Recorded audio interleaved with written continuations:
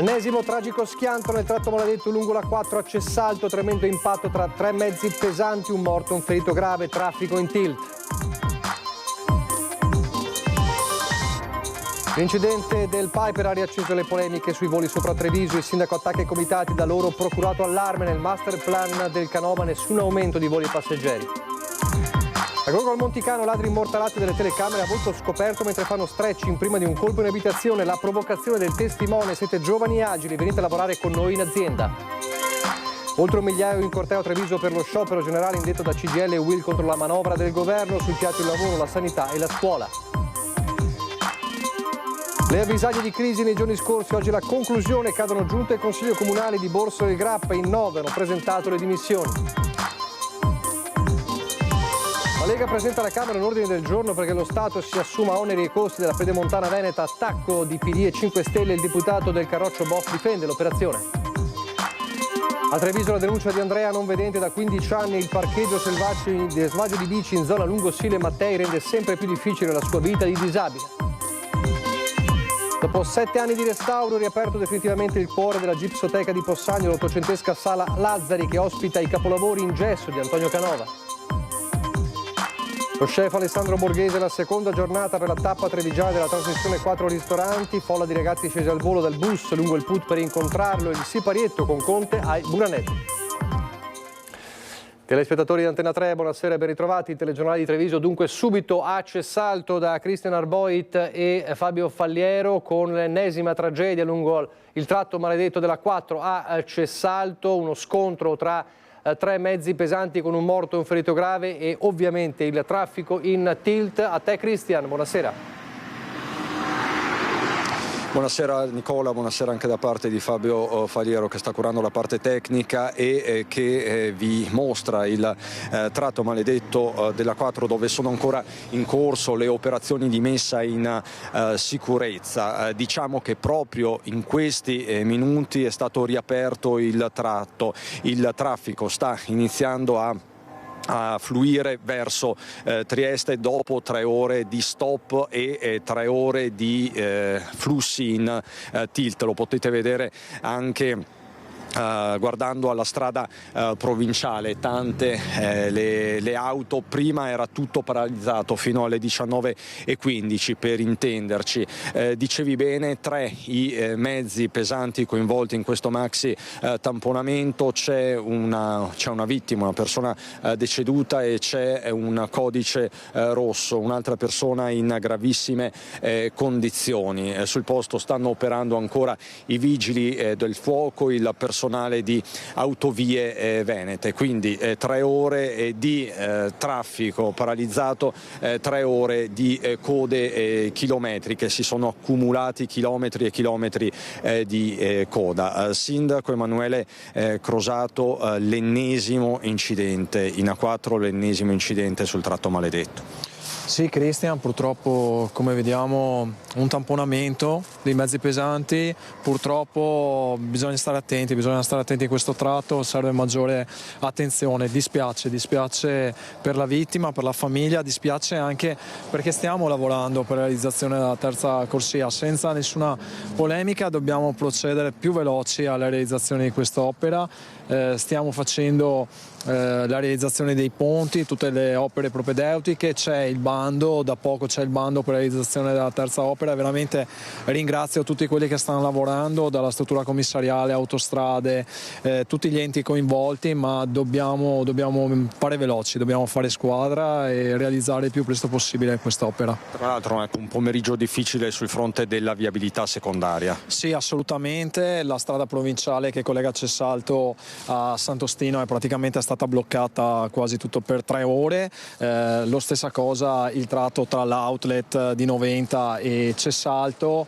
e anche in questo ringrazio i miei concittadini della pazienza che hanno ogni volta che succede un incidente e ricordo sempre massima attenzione, bisogna stare attenti alla guida. Grazie Sindaco Crosato, hanno operato per tutto il pomeriggio le squadre dei Vigili del Fuoco di Portogruaro, Motta di Livenza e Treviso, decine di uomini e mezzi mezzi in azione appunto accanto al personale di autovie. Insomma, l'ennesimo pomeriggio infernale in A4 sul tratto maledetto. Per il momento da Sant'Anastasio di Cessalto è tutto. Nicola, con Fabio Faliero ti restituisco la linea. Grazie a Cristian Arboita, a Fabio Faliero e ovviamente al sindaco di Cessalto. Dallo schianto tremendo in A4 all'incidente che ha creato scalpore ieri del Piper all'aeroporto Canova di Treviso, c'è un'inchiesta, sappiamo, sull'accaduto e ci sono le polemiche che già ieri sono esplose sulla sicurezza dei voli su Treviso, polemiche alle quali oggi il sindaco ha risposto con un annuncio importante sul master plan dell'aeroporto. Il master plan dell'aeroporto, che si intitola ampliamento dell'aeroporto, in realtà non prevede un aumento dei passeggeri e dei voli. Il numero dei voli rimane quello di oggi. Nelle ore in cui l'Ente Nazionale per la Sicurezza del Volo apre un'inchiesta per fare luce sull'incidente che ha coinvolto un aereo privato da turismo uscito di pista all'aeroporto Canova di Treviso, il sindaco Mario Conte smentisce l'ampliamento dello scalo in termini di volumi contenuto nel master plan che da questa primavera porta la firma del governo. Un via libera per un progetto da oltre 50 milioni atteso da anni, cui si è frapposto un nuovo ricorso presentato dai comitati che il primo cittadino Mario Conte ha voluto smentire oggi, chiarendo una volta per tutte il destino del Canova. Non ci saranno né aumento di passeggeri né aumento di voli. Le opere che andremo a realizzare sono messe in sicurezza di viabilità, di mitigazione ambientale e messa in sicurezza lavorativa. È per questo che non capisco perché il comitato No Aeroporto si batte contro questo ampliamento, che in realtà vuole soltanto rendere il tutto più sicuro. La forbice relativa alla crescita del Canova, stimata al 2035 oltre 2 milioni di passeggeri in più, è inserita nella proposta del Piano Nazionale degli Aeroporti timbrato da ENAC. È e rimane una proposta, spiega Conte, mai presentata né discussa con l'amministrazione. È lapidario il sindaco di Treviso. Non sono previsti, almeno fino alla fine del mio mandato, aumenti in questo senso. Alle sedi competenti ora il compito di fare luce sull'incidente che ha messo in stallo lo scalo trevigiano per oltre 6 ore. Il velivolo riportava vari danneggiamenti, tra cui la rottura del carrello principale destro per cause che devono essere accertate. Nessun dubbio sulla sicurezza dello scalo, chiarisce il sindaco Mario Conte. In realtà l'episodio che è successo ieri non ha nulla a che vedere con la sicurezza dei territori che sono attorno all'aeroporto. Questo è giusto dirlo, perché se no si chiama procurato allarme se noi diciamo alla cittadinanza che hanno rischiato qualcosa. Non hanno rischiato assolutamente niente. E poi furti, ancora tanti furti tra Monastier Carbonera e Gorgo al Monticano, dove addirittura prima del tentato colpo, hanno fatto stretching. 18:40 all'ingresso buio illuminato solo dalla luce fioca di un lampione che segna l'entrata all'azienda Aspera, che affaccia sulla trafficata via Postumia di Strada a Gorgo al Monticano. Un Audi S7 grigia che arriva a fari accesi e parcheggia accanto all'entrata del cancello che conduce alle abitazioni della famiglia Battistella, titolare della ditta. Sono gli occhi elettronici delle telecamere di videosorveglianza a immortalare nitidamente la successione dei fatti. 3 ragazzi volto scoperto che prima di saltare il cancello fanno dello stretching, camice e maglione, sneakers ai piedi e via, pronti a compiere il furto. Sul cancello ancora le impronte di fango lasciate dai giovani malviventi. Quello che stupisce di questo tentativo di furto è, a differenza della settimana scorsa, quelli erano a viso coperto, questi erano a viso scoperto, quindi chi va a viso scoperto per fare un furto vuol dire che è proprio un delinquente incallito. L'irruzione è ripresa dalle telecamere, la segretaria ancora al lavoro che dagli schermi ha notato dei movimenti sospetti, che ha poi allertato titolari e carabinieri. Le urla di Emanuele Battistella, che affacciatosi alla finestra dell'azienda, ha intimato ai malviventi di andarsene. Il tempo di correre fuori per riprendere la targa, appositamente oscurata per non essere catturata dal sistema di videosorveglianza, ma i ladri erano già fuggiti in direzione Gorgo al Monticano. Lo sfogo sui social anche per allertare i vicini. Cosa più bella è il tantam, questo messaggio tra uno e l'altro, proprio per aiutarci un con l'altro, perché tutti assieme forse possiamo fronteggiare meglio questi tentativi di furto. Poi insomma so che le forze dell'ordine quelli sono, e forse avremo bisogno di più uomini in questo momento nel territorio, o forse di più carceri, non lo so, ma il tantam funziona, perché anche stamattina con un tantam, segnalando un furgone così che girava piano piano in zona industriale, ecco che il tantam ha funzionato, intervenuti i carabinieri, li hanno individuati, almeno sappiamo chi sono.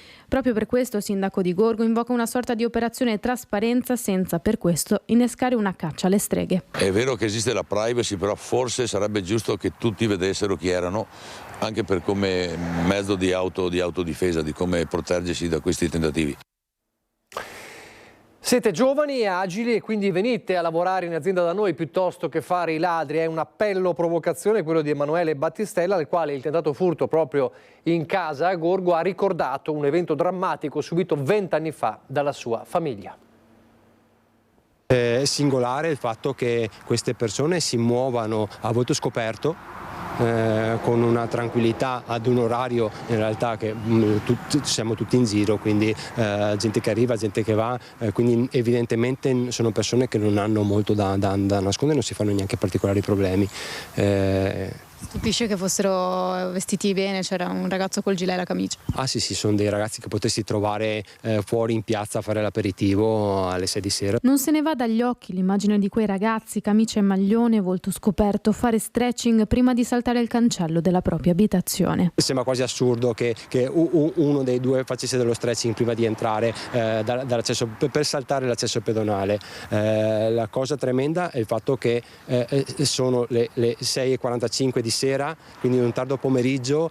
Fortunatamente la casualità ha voluto che i miei familiari non fossero a casa. Non è la prima volta, abbiamo subito tanti furti in diverse occasioni e ogni volta è stato poi un dover riprendere la normalità. È ancora impresso nella memoria infatti quanto accaduto alla famiglia Battistella ormai una ventina d'anni fa.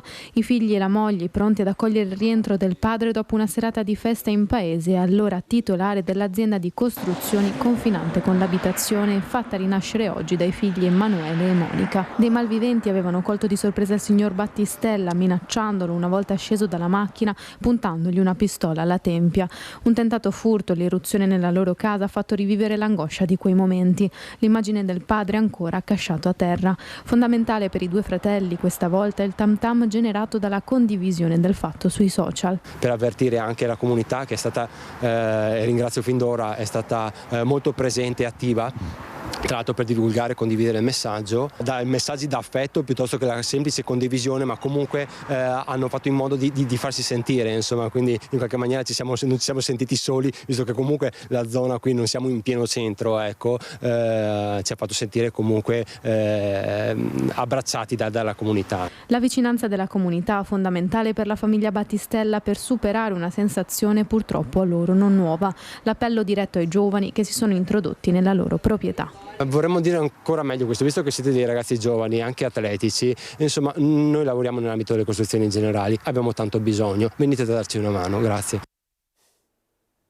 Paradossale questo appello che è uno sfogo.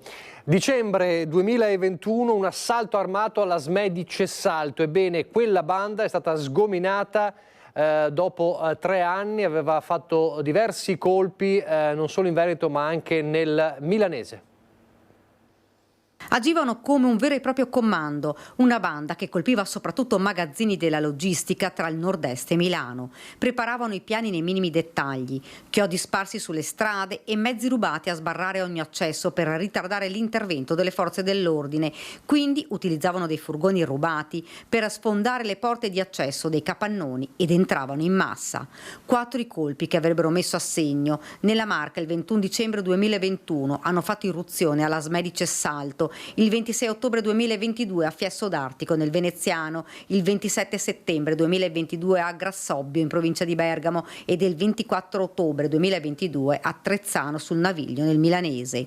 12 persone sono state arrestate dai carabinieri, 3 cittadini ucraini, 8 moldavi ed un italiano ritenuti responsabili a vario titolo dei reati di furto aggravato in concorso, ricettazione e riciclaggio. La banda agiva con un'organizzazione paramilitare. I banditi perpetravano furti ai danni delle aziende operanti prevalentemente nel settore della logistica, appropriandosi di grandi quantità di materiali di elettronica di ingente valore, cellulari, tablet, notebook, nonché di metalli preziosi ed articoli di abbigliamento. Le azioni criminose venivano attuate attraverso uno schema consolidato, blitz e fulmini della durata media di 10 minuti, sempre in un arco notturno, quando le aziende erano chiuse o vi era la presenza di pochissimi operai. Durante le perquisizioni a carico degli indagati è stato sequestrato un fucile risultato rubato e 11 cartucce di vario calibro, tutto materiale trovato nella disponibilità di un cittadino moldavo non destinatario del provvedimento, che tuttavia è stato arrestato in flagranza per detenzione abusiva di armi da fuoco e ricettazione. Non solo, sempre durante il blitz sono stati trovati e sequestrati una fiamma ossidrica, alcuni passamontagna, centraline modificate di autovetture, duplicati di chiavi e spadini per l'apertura di macchine, nonché un disturbatore di frequenze.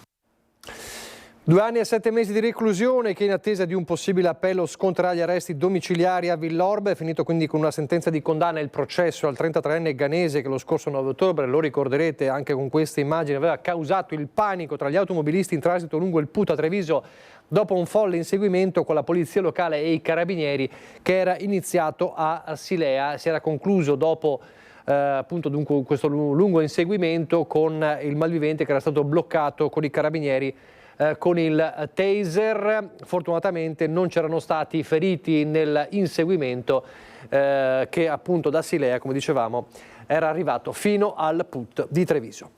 A Santa Lucia di Piave una festa abusiva di Halloween con tantissime centinaia di persone, l'intervento della polizia. La notte di Halloween avevano organizzato negli spazi dell'ex ristorante Al Gabbiano a Santa Lucia di Piave una festa a base di musica techno, un evento del tutto abusivo. La polizia ha denunciato 2 persone, una donna di 47 anni che ha subaffittato il locale ed un uomo di 33 anni organizzatore del party. Entrambi sono residenti a Pordenone. Le indagini della Polizia di Stato condotte dagli operatori della Questura di Treviso e del Commissariato di Conegliano hanno avuto origine dal passaparola social relativo all'organizzazione della festa. Le successive verifiche hanno consentito di accertare come si sarebbe svolto un vero e proprio evento di pubblico spettacolo.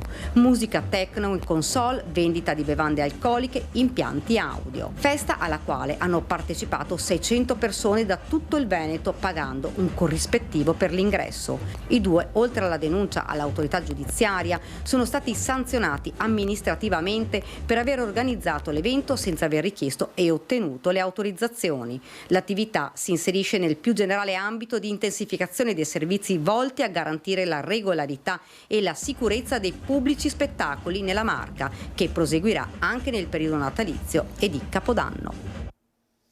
Lasciamo la cronaca, torniamo a Treviso con anche nel capoluogo della Marca il corteo per lo sciopero generale indetto da CGIL e UIL. L'Electrolux l'adesione è stata del 90%, alla Berco è stata del 100%, in comune di Santa Lucia di Piave il 70%. In tanti hanno aderito anche nella Marca allo sciopero generale indetto dalla CGIL e dalla UIL contro la manovra di governo, e a Treviso in più di 1000 hanno sfilato lungo via Roma per Piazza Vittoria, dove i rappresentanti di diverse categorie dei lavoratori hanno ribadito il loro no alle scelte del governo Meloni, a partire dalla sanità. Rappresentiamo la categoria degli operatori sociosanitari e in questo momento ci sembra più che mai che non abbiamo un riconoscimento. Tra le bandiere rosse della CGIL e azzurre della UIL i sentimenti erano comuni. Nella sanità pubblica e i continui finanziamenti per finanziare le guerre. Volantinaggio nel corso dello sciopero? Assolutamente. Per dire che cosa? Noi siamo un'organizzazione, un partito comunista rivoluzionario, siamo giovani, siamo lavoratori.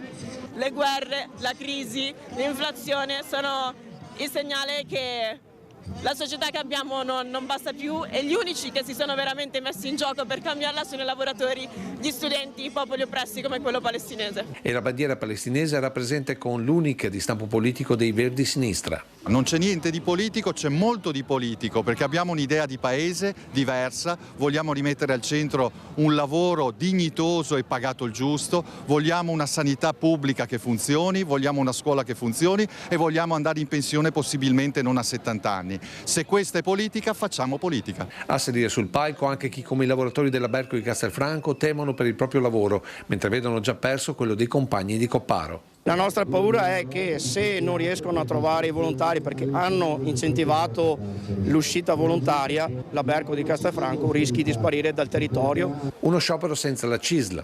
segna la spaccatura, diciamo, nell'unità dei sindacati. Ma io direi che forse abbiamo deciso di intraprendere strade diverse, che non è detto che possano ricongiungerci, ci sta. Per fortuna ancora non esiste il sindacato unico. Crisi politica irreversibile a Borso e il Grappa, cadono giunta e consiglio. Il primo scossone era arrivato lunedì 25 con le dimissioni di 3 assessori, Chiara Dalmoro, Giulia Favero e il vice sindaco John Bresolin. Dopo 4 giorni sono arrivate le dimissioni in massa di 9 consiglieri comunali a metà del mandato amministrativo. Uniti per Borso, gruppo della minoranza, ha contestato le modalità usate dal sindaco, ma è proprio dai suoi colleghi che arrivano le stoccate più forti. La mancanza di trasparenza e di collegialità nell'organo di giunta. Ci sono stati episodi che ho riportato nella missiva che sarà resa pubblica, in cui ho denunciato espressamente fatti accaduti anche nelle ultime settimane, proprio qui di novembre, in cui si sono tenuti degli incontri anche con avvocati, eccetera, vari procedimenti, e io, in qualità di vice sindaco, nonché di assessore al contenzioso e di professione avvocato, sono sempre stato tenuto all'oscuro. La nuova scuola primaria di Semonzo, le questioni legate all'omologazione dei 2 autovelox installati lungo la provinciale 26 sono gli argomenti su cui l'ormai ex primo cittadino avrebbe agito all'insaputa dei colleghi di giunta. Per quanto riguarda la scuola autovelox, io non sono mai entrato nel merito e non voglio entrare. Quello che mi dispiace è che proprio su incontri che avevano a che vedere questi 2 oggetti, io sono stato escluso dalle decisioni. Ci sono stati apposta, come dicevo all'inizio, degli incontri con degli avvocati in cui io sono stato escluso. Non era la prima volta, era già accaduto più volte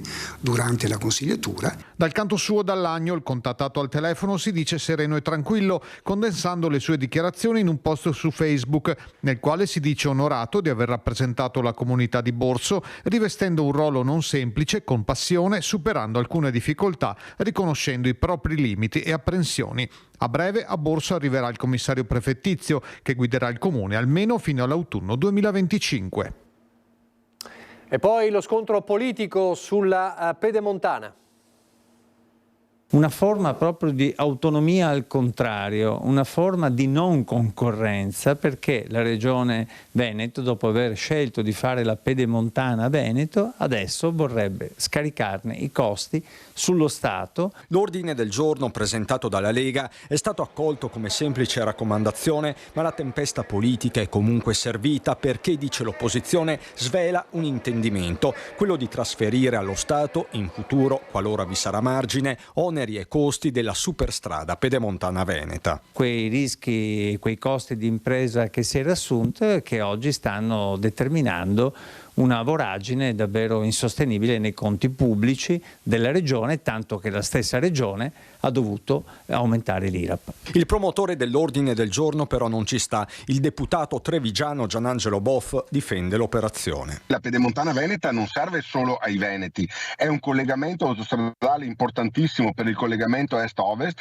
per quel famoso passante di carattere europeo verso l'est e l'ovest, quindi uno snodo importantissimo per l'economia nazionale, non solo veneta, del quale il Veneto se ne è fatto carico. Nessuno quindi vuole togliere le castagne dal fuoco alla Regione, si tratta piuttosto, dice il deputato leghista, di un ragionamento complessivo con lo Stato chiamato a fare la propria parte. Lo stesso Boff passa al contrattacco, rivolgendosi così alle opposizioni. Si preoccupassero magari di dove le autostrade sono gestite dallo Stato e nessuno paga nemmeno il pedaggio su quelle autostrade, vengono realizzate e manutentate dallo Stato e nessuno ci paga il pedaggio. Ricordo 1300 chilometri in tutta Italia. La Lega fa pagare lo Stato, la sintesi del pensiero di Enrico Cappelletti dal Movimento 5 Stelle, da Martella stoccata al governatore. Non è la prima volta, succede sempre, quando le cose funzionano magari è merito di Zaia, quando non funzionano è colpa di qualcun altro. Pochi istanti di pubblicità, poi di nuovo in diretta.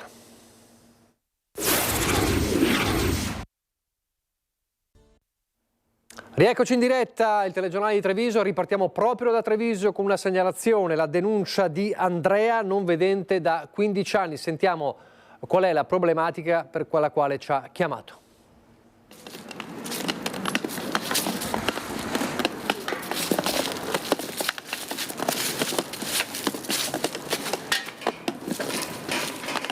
Una Una volta è capitato ad Andrea Zanibellato, non vedente da 15 anni, che il bastone telescopico si sia incastrato tra i raggi della bicicletta appoggiata, come questa a bordo marciapiede. Una volta invece avevano lasciato la bici appoggiata all'altezza del lampione, così da limitare ancora di più il passaggio. Il bastone entra quella della ruota e se ha un vedente o tipo altre persone, diciamo, o in carrozzina o hanno problemi, hanno difficoltà, non so quanto sia largo il marciapiede. Lavora nei pressi del Lungosile. Andrea vive in zona Ponte San Nicolò. Il percorso da casa al lavoro spesso è arduo. E lì c'è una pista ciclabile o per andare a prendere dei bambini, gli dico, sa che non si può mettere le macchine qua.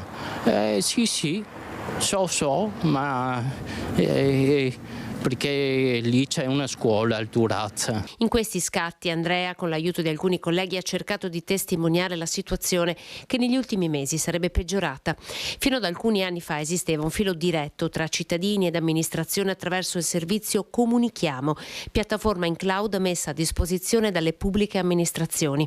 Tra le città capoluogo in Veneto che ancora si avvalgono di questo servizio è rimasta solo Vicenza. Treviso non c'è più. E così la segnalazione un cittadino la fa come può. Io cerco un po' per sensibilizzare, nel senso perché non dovrebbero, almeno io ho scoperto che c'è questa ordinanza del comune che non dovrebbero essere nei propri stalli. L'economia, e vediamo qual è la reazione alla rivoluzione del vino dealcolato in Italia. Ci siamo trovati tutti insieme per discutere di questo argomento e si darà il via a questa sperimentazione sul vino dealcolato, inizialmente sul vino generico. E poi valuteremo tutti insieme se sarà un'opportunità anche per altre tipologie di vino. È appena tornato da Roma il presidente di Confagricoltura Treviso della federazione che raccoglie le denominazioni dei vini italiani. Con gli altri attori nazionali del mondo enologico è riuscito a convincere il ministro ad aprire al vino dealcolato. Un settore che finora è dovuto emigrare in Francia o Spagna per produrre delle tipicità abbassate o totalmente azzerate del grado alcolico. Ma un settore in costante crescita per la sempre maggiore richiesta del mercato nazionale ed internazionale di vini più leggeri e meno impegnativi. Noi stiamo parlando di vino dealcolato, quindi senza alcol, o parzialmente dealcolato, quindi con una gradazione più bassa. Sono due tipologie completamente diverse. Una filiera importante soprattutto per i vini corposi che segnano un drastico calo delle vendite anche legati ai maggiori controlli con i chilometri sulle strade e gli inasprimenti del nuovo codice della strada. Produzioni che potrebbero tornare a crescere sull'onda di un vino che non va oltre gli 11 gradi alcolici. Il Prosecco sicuramente ha segnato la strada, infatti è quello che probabilmente avrà meno bisogno di questa nuova tecnica enologica. Però è perché ha proprio detto il vino di qualità può essere un vino anche con un contenuto alcolico basso e ha aperto una strada completamente diversa. La bozza del decreto presentato al mondo del vino ora verrà discusso a metà dicembre con le regioni, con le seguenti limitazioni: divieto per vini a denominazione di origine protetta IGP, il processo produttivo in strutture separate o dedicate, registri digitalizzati e licenze autorizzative, etichette dedicate con scritto dealcolato o parzialmente dealcolato. Un mercato che solo lo scorso anno ha visto un incremento del 5%, raggiungendo un valore di 13 miliardi di dollari, circa 12 miliardi di euro, nei 10 principali paesi di riferimento, che insieme raccolgono circa il 70% dei volumi complessivi. Ecco perché non è detto che le denominazioni siano per sempre escluse. In accordo con tutta la filiera abbiamo detto facciamo una valutazione intanto per un anno, quello che sarà, per vedere l'andamento di questo mercato e anche delle nuove tecniche utilizzate. Dopodiché si potrà anche iniziare una discussione anche sui vini a denominazione di origine, ma in questo momento non sono oggetto di questo decreto. Adesso tutti insieme alla Gipsoteca di Possagno.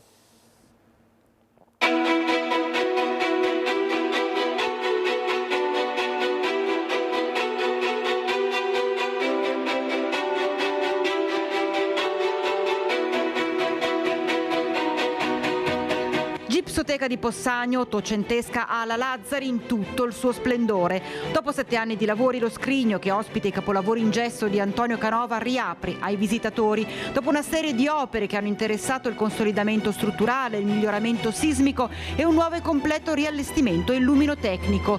Tanta l'emozione del sindaco Valerio Favero. Poter rientrare nell'ala Lazzari dopo 7 anni e rivederla completamente restaurata è qualcosa che riempie il cuore. 980.000 euro l'importo, finanziato da fondi ministeriali, di cui 200.000 dalle casse comunali. Un progetto che tocca vari ambiti, quindi abbiamo la tutela e la conservazione, sicurezza per il nostro patrimonio e anche per i visitatori. Poi abbiamo la valorizzazione, quindi attraverso il nuovo impianto di illuminazione abbiamo la possibilità di godere del modo corretto di tutte le sculture esposte all'interno dell'ala Lazzari, ma con questa apertura inauguriamo anche un nuovo allestimento. Abbiamo detto anche inclusività, infatti questo progetto è stato completato attraverso un lavoro di digitalizzazione che ci darà la possibilità di avere un virtual tour. Direttore dei lavori, l'architetto Fabio Guidolin, che ci ha raccontato alcuni retroscena di questi mesi di lavoro. E avere a che fare con delle sculture, delle opere d'arte all'interno e con gli interventi invasivi di adeguamento sismico, ero preoccupato per questo. Quando ho visto tutto inscatolato ho fatto un primo sospiro di sollievo e abbiamo iniziato a intervenire. Un grande lavoro che andrà a rafforzare anche tutto il comparto legato al turismo del territorio. Sicuramente questo posizionamento di questo museo porterà ancora maggiori possibilità per chi verrà qui da noi a visitare appunto il nostro territorio. Non è finita, il 2025 sarà l'anno della messa in sicurezza e sistemazione dell'attigua ala Scarpa, ma intanto godiamoci semplicemente tutta questa bellezza.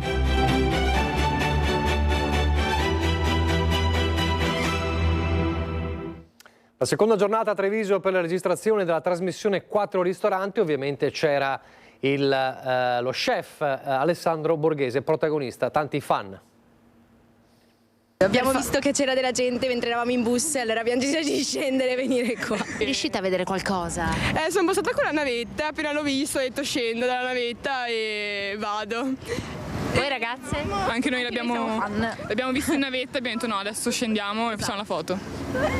Abbiamo fatto una corsa per venire fino a qua, soltanto per Alessandro Borghese. Si riesce a vedere qualcosa? Prima l'abbiamo visto, ci siamo messi là di lato e siamo riusciti a vederlo.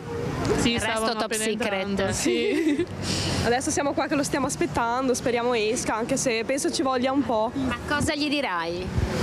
Speravo di farmi un selfie con lui. Set blindatissimo questa mattina a Treviso, al Bassanello, uno dei 4 ristoranti dove ha fatto tappa il famoso format targato Alessandro Borghese. Le telecamere non sono ben accette. Dietro alle grandi vetrate un via vai tra assistenti di produzione e cast, fuori un nutrito gruppetto di studenti. Prima del secondo ciak in terra veneta, giovedì è stata la volta dell'antica torre di via Cornarotta. Borghese si è concesso un passaggio ai Buranelli, la stretta di mano con il sindaco Mario Conte e lode alla città. Sono in paradiso? No, sono a Treviso. Bravo. Insomma, meglio di così. Poche battute ed è subito sintonia. Guarda che sole che ho ordinato su Amazon ieri sera. È arrivato subito, Prime allora. Il meteo lo organizziamo noi, perché in consiglio comunale c'è un meteorologo. Ok. Cosa vuoi domani? Nel pomeriggio la passerella in centro dove Borghese si è concesso ai fan, un calore che la città gli ha riservato, eppure proprio da Treviso lo chef più amato d'Italia ha incassato diversi no. Non a tutti i ristoratori aveva fatto gola al risalto mediatico di 4 ristoranti. Alla fine se la giocheranno l'Antica Torre, il Bassanello, il Bastian e Mercato San Tommaso. Vinca il migliore. Allora lo ha evocato Mario Conte nel servizio, sentiamo il generale Iannicelli che tempo farà nel weekend. Domenica 1 dicembre avrà inizio dal punto di vista meteorologico l'inverno, come evidente dalla carta del tempo, intanto l'alta pressione che interessa tutto il centro Europa e tutto il centro nord della nostra penisola. Prevediamo infatti su tutte le nostre zone per sabato e per domenica cielo in prevalenza sereno. Certo c'è la nebbia che incombe, ma in modo molto meno evidente che nei giorni scorsi, quindi dovrebbe essere un fenomeno molto attenuato. Un tempo soleggiato che continuerà lunedì, poi da martedì, come vedete sulla sulla carta del tempo, abbiamo un sistema perturbato che, muovendosi gradualmente verso sud-est, ci interesserà. Quindi aumento da martedì, ripeto, aumento della nuvolosità, qualche precipitazione, ma sarà una cosa veloce. Già da mercoledì avremo di nuovo tempo stabile che dovrebbe accompagnarci per tutta la settimana. I venti sono deboli, direzione variabile, le temperature tutto sommato anche queste non sono male, perché le minime intorno allo zero, localmente andremo sotto lo zero, quindi localmente avremo delle gelate, le massime intorno ai 10 gradi. L'Alto Adriatico purtroppo è mosso o molto mosso. È tutto. Non sappiamo che tempo fa in questo momento a Edimburgo, ma i leoni biancoverdi sono già lì perché domani sera torna la United Rugby Championship. Mi aspetto una partita molto chiusa, punto a punto, dove i dettagli saranno quelli che determineranno la partita. I riflettori si accendono e ci si rimette in pista. Quasi un mese di stop, la pausa può essere stata pericolosa, ma il centro del Benetton Rugby è ottimista. Di rientro dagli impegni con la nazionale per le Autumn Nation Series che hanno costretto alla lunga fermata del campionato, Zanon ha raggiunto il gruppo a inizio settimana. L'ho ritrovato bene, con tanta energia, tanta voglia di giocare. Hanno fatto un mese tosto, dove si sono allenati con alta intensità, quindi non vedono l'ora di giocare e non vedo l'ora di giocare anch'io. E allora che Edimburgo sia nella tana degli scozzesi, una gara che dopo l'ultima partita giocata, la sconfitta contro i Bulls, può ridare slancio ai leoni. Si gioca contro un'avversaria diretta in classifica. Il livello fisico, il nostro livello di contatto setterà i toni della partita. Ricordo quella dell'anno scorso, è stata una partita molto dura, ma ce l'abbiamo fatta, quindi questo ci deve dare consapevolezza che ce la giochiamo. Per Zanon anche l'obiettivo di trovare più minuti in campo, ma la squadra viene prima di tutto. Ovviamente mi piacerebbe avere più minuti in campo. Il mio ego l'ho lasciato fuori in macchina, in parcheggio, quindi io lavoro per la squadra, voglio metterli nella migliore posizione possibile per performare e portare punti a casa.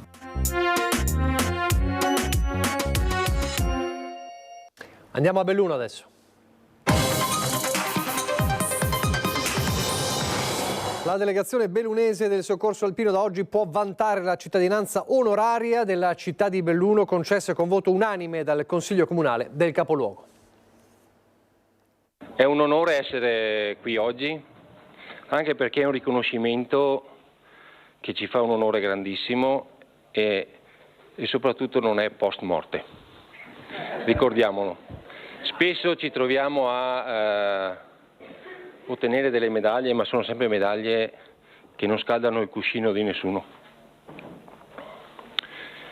E questo ci scalda il cuore e quindi grazie a tutti di questo passaggio. Emozionato come giusto che sia, Alex Barattin, capo della delegazione del soccorso alpino bellunese, stamattina ha partecipato ai lavori del Consiglio Comunale che all'unanimità nel 70° di fondazione del Corpo ha votato per il conferimento della cittadinanza onoraria al soccorso alpino e contestualmente alle sue articolazioni territoriali. La storia del Corpo volontario, che è anima preziosa nella rete del soccorso in montagna, ricorda che la stazione di Belluno, assieme a quella di Agordo, Auronzo, Cortina, Feltre, Pieve di Cadore, Padola, San Vito e Sappada sono state in assoluto le prime stazioni di soccorso alpino italiane, nate fra il 1952 e la fine del 1954, proprio in concomitanza con l'istituzionalizzazione del CNSAS.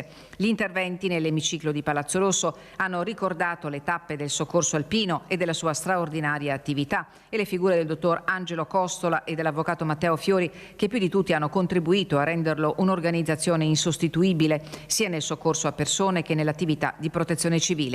Il riconoscimento sarà consegnato nel corso di una cerimonia pubblica in data ancora da fissare. E poi la chiusura del bilancio di previsione 2025 del Comune di Belluno, aumenti diffusi obbligatori a causa dei tagli lineari imposti dalla legge di bilancio nazionale, scontro tra maggioranza e opposizione. La verità è che l'ordine del giorno non l'hanno nemmeno voluto discutere i consiglieri comunali della maggioranza e questo è molto grave. Non conteneva alcun tecnicismo, l'unica cosa che chiedevamo è che il Consiglio Comunale chieda al Governo di esentare i territori totalmente montani, che sono solo 3 in Italia, dai tagli lineari che il governo sta facendo e dal blocco del 25% del turnover. Abbiamo chiesto solo questo. E non è bastato per l'impossibilità cognitiva, ha detto il consigliere di Fratelli d'Italia Simone Brissot, per mancanza di neutralità, ha riferito il capogruppo di Belluno al Centro Lorenzo Bortoluzzi, perché critica la politica del governo, secondo il capogruppo della Lega Marzio Sovilla. E a ridestare la maggioranza con l'ennesimo segnale voto contrario ci ha pensato il patto per Belluno. Non significa necessariamente essere allineati in senso, diciamo, come un esercito. Ecco, quindi la nostra posizione vuole significare questo, ecco, una certa autonomia e libertà, non avendo vincoli di partito. E prima o poi l'amministrazione De Pellegrin dovrà prenderne atto, tanto più in un momento complicato come quello che stanno attraversando le finanze degli enti locali soffocate dalla mannaia dei tagli statali, sicché l'assessore al bilancio Paolo Gamba è costretto a dire che per chiudere il bilancio si sono fatti salti mortali, rimodulando tariffe e aumentando l'IRPEF. Non è un problema di aumento, è un problema di rimodulazione del sistema. Sussidiarietà è anche questa. Non possiamo pensare di avere delibere del 2010 per le tariffe per gli abbonamenti scolastici ferme. Che cosa ha fatto il Comune di Belluno rispetto ai risparmi che ha introitato spegnendo i lampioni di notte? Il risparmio per i cittadini è di 321.000 euro, ma questi sono stati messi in altre parti, in altre partite chiaramente. Per esempio? Sulla manutenzione, sul discorso dei cimiteri. Io ho la sensazione che queste cose qui i cittadini non le percepiscano. Forse perché non le comunicate o le comunicate male? No, la comunicazione non è questa. Abbiamo un comune sano, un comune a posto, però chiaramente non possiamo arrivare dappertutto e questo dobbiamo dircelo e i cittadini devono saperlo. I parcheggi del Nevegalle del piazzale saranno a pagamento? Assolutamente. Chi è che tira fuori queste cose qui? Chi è che l'ha dette? Non lo so. Cioè, anche qui sarà un ragionamento che verrà fatto, ma non è di sicuro. Se noi andiamo all'Aula Santa Croce ci sono i parcometri, ok? Non dico altro perché noi non abbiamo deciso. Ci saranno i parcometri? Non ci sarà, no, non abbiamo deciso niente, scusate, ma è inutile dire ci sono quando che magari la decisione in giunta è diversa. La brutta notizia sui conti del comune l'ha data il sindaco De Pellegrin e riguarda il futuro dell'Unione Montana che potrebbe incidere sul bilancio 2025 a causa del disavanzo di 800.000 euro e di 287.000 euro di debiti fuori bilancio. Per coprire parte del buco potrebbe aprirsi anche la strada del contenzioso con il gestore di Pian Longhi che non ha mai pagato l'affitto. In ogni caso, per l'Unione Montana si va verso lo scioglimento dell'ente. Allora con il sindaco abbiamo fatto il punto sulla manovra studiata per il 2025. Io credo che questo bilancio di previsione sia un bilancio di previsione che va a mantenere tutti i servizi. È un bilancio di previsione che poi durante l'anno avrà delle variazioni e tutte queste voci sui servizi verranno implementate come lo è stato anche gli scorsi anni. Quindi garantisco che i servizi saranno assolutamente a portata dei cittadini e speriamo anche di riuscire a implementarli. Andare a essere vicini ai bisognosi, alle famiglie, quindi aumentando quella soglia da 10 a 12.000 per l'IRPEF, quindi più di 2.000 famiglie non pagheranno più l'IRPEF a descapito che magari di famiglie che invece hanno 18-20.000 euro di reddito potranno quei 7-8 euro, non se ne accorgono nemmeno, pagarlo per gli altri. Quindi io credo che insomma abbiamo fatto un buon lavoro e i cittadini sapranno sempre, monitoreranno quello che fa l'amministrazione e poi saranno sempre loro sovrani, magari alle prossime amministrative. Molto, molto chiaro ed è finito anche il nostro telegiornale, vi lascio al meteo, arrivederci.